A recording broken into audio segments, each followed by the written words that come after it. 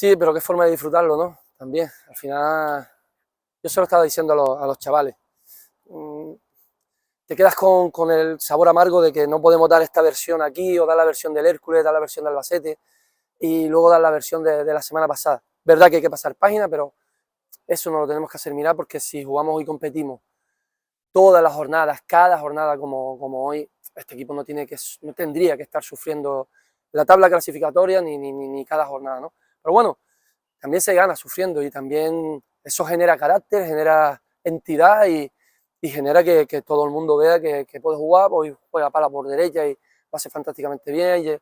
Llega Jofra, Piera, que viene de no jugar apenas nada, sale en los últimos minutos y lo da todo y lo hace espectacularmente bien, igual que Cano. Entonces, felicidad. Es verdad que hay que sufrir, pero en esto, no solo en el fútbol, en la vida a veces hay que sufrir y disfrutar sufriendo, ¿no? Pero al final creo que lo que tiene esto en la vida es la cabeza, ¿no?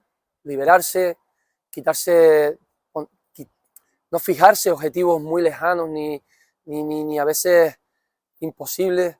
Creo que vivir el día a día, ¿no? Vivir el día a y cada día, cada minuto, disfrutarlo. Creo que esa es la verdadera liberación para poder competir de esta manera, ¿no? Nosotros esta semana no nos hemos puesto nerviosos, no ha habido grandes cambios, en la alineación es muy reconocible. Creo que transmitir también esa tranquilidad desde el cuerpo técnico, desde la entidad, ¿no? El propietario, Mikel, desde la Secretaría Técnica. Creo que transmitir esa tranquilidad es básico para que ellos se liberen, para que ellos vean que no pasa nada, que vamos simplemente a competir, vamos a jugar, y que cada partido y su esfuerzo dictará sentencia, ¿no? Creo que eso es la clave, ¿no? Que se liberen y que vivan cada día como si fuese uno nuevo. Es que eso da más muestras de lo verdaderamente buenos que son, ¿no? Ser capaz de sobreponerte a eso, que no venga el fantasma de la semana pasada, ¿no? Que te adelantas, fallas un penalti, pierdes 1-2, te remontas y pierdes 1-2. Luego te ves con uno menos también, y el equipo aúna esfuerzos. Ves a chicos como Víctor corriendo con apenas poder correr, ¿no? Con calambres en los pies, y al final eso genera carácter, genera una atmósfera favorable para que todo vaya bien. Pero sobre todo la tranquilidad, ¿no? Esto es como un volcán, ¿no? La lava, verdad que salta arriba, pero se va irradiando, irradiando, irradiando. Y la tranquilidad que da el propietario, que da el Presi, que da Mikel, la verdad que eso es fantástico para poder afrontar la semana con optimismo y con energías renovadas, ¿no? Es un partido en el que creo que lo encaramos muy bien. Somos rápidamente poseedores tenemos rápidamente la posesión y la tenemos mucho tiempo, maduramos la acción, pero la maduramos con el objetivo de que ellos no corriesen a la espalda. Ellos son un equipo muy rápido, son un equipo de contragolpe, ¿no? Muy rápidos a la espalda. Todas las jornadas que hemos visto de ellos, todos los partidos que hemos visto de ellos son un equipo que transiciona muy rápido desde la defensa hasta el ataque, y queríamos tener la pelota y que el partido y marcar el ritmo del partido nosotros, ¿no?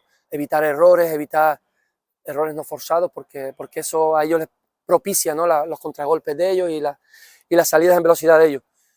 Creo que encaramos muy bien el partido, que tenemos la posesión, que hay mucha movilidad, generamos 2, 3 cositas, el penalti, y creo que apenas sufrimos en la primera parte, ¿no? Apenas se nos acercan, estamos controlando con la pared, con la línea de 4 y los 2 mediocentros, estamos controlando bien sus contras.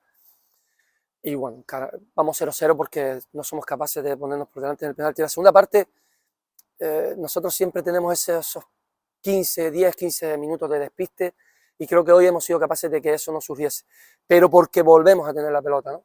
Tenemos la pelota, los movemos de un lado al otro, y bueno, aparece la ocasión de Gil, la genera Gil, ¿no? Que aparece en ese intervalo lateral central, y por ahí lo sorprendemos.